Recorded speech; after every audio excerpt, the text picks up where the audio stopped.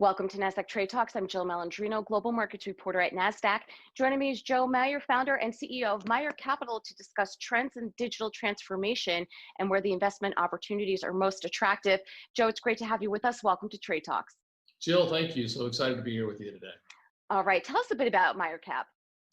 Yeah, so Meyer Capital is a personal investment organization of mine where, as a serial entrepreneur, we've built up some interesting opportunities and like to invest in entrepreneurs and individuals who are really focused on fintech, telecommunications, and what we're really serious about now, which is digital transformation. Joe, what do you look for when making the decision to deploy capital? I think one of the most important things is what is it that those entities are doing that can create a 5 to 10x return for their clients? Because people really don't want to make a lot of changes in the way that they do things unless they can get significant returns. And so, as you look at some of our investments, one of them is a company called Skylight that I founded, which is now owned by Global Payments. That was really the beginning of the whole prepaid debit card space. And over the last 20 years now, that industry continues to migrate. And what it does is it provides people with interesting strategies to use these financial tools to become much more efficient.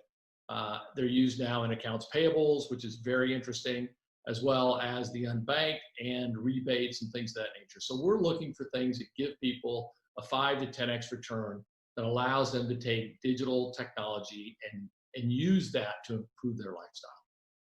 How has COVID-19 impacted this space? Because surely many of these trends have been accelerated. Yeah, no, you hit the nail on the head. These trends have been massively accelerated.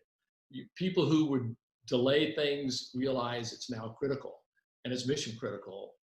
They've got to make sure that their accounting person can talk to their inventory person. And before that could happen inside of an office where you could run down the hall and talk to somebody. And that's really what digital transformation is doing. And COVID has just accelerated that. And the best part about that is that it has allowed people to see the benefits of digital transformation and why it's so critical, and the cost savings, which really allows them to compete against the Amazons, the Oracles, the large organizations that these small businesses have to compete against. Joe, we hear so much about digitization. How big will the digital transformation market become, and what trends will you be looking for in the near and long term? And are there any specific regions that look most attractive? Yeah, so it was interesting. I was talking to a very, very large private equity firm before COVID, and one of the founders and partners, and I told them that I thought it was going to be $1 trillion industry in the next few years. And literally inside of 2 weeks, Bill McDermott from ServiceNow, who used to be the CEO of SAP, came out and is saying it's going to be a $7.4 trillion industry over the next few years. So that digital transformation wave is certainly coming. In terms of areas, one of the areas that we like are financials and what people are doing with their back office, specifically tying everything into one system of record. Because the benefit of that is it allows you to have continuous close. It allows you to look at your inventory. It allows you to be more efficient with your capital. Tying in human resources and making sure that all of those components come together. One of our businesses works with rural hospitals, which have really been hit hard during COVID. And because of our platform that they use, they are now able to work in disparate places and solve the hospital's needs, the back office needs, not just the front of the hospital where they're dealing with patients. And so we like to look at things that really haven't changed since Y2K. I mean, that was really the last major upgrade, and that was 20 years, and that was an emergency that came on. And I think COVID has really had people focus on it. And so we're looking at the back office. The front of the house has been touched on by Salesforce, by a lot of the other major things, marketing. You've got HubSpot and a whole lot of other different industries that are going after the front of house. We think the back of the house is a significant opportunity. Joe, we've had many investors come on the show talking about the key areas to look at. And from a career perspective, how does one even get into this startup space? Did your military service influence you at all? What's some advice for people who are looking to start out in the investing space that you're in or looking to transition over?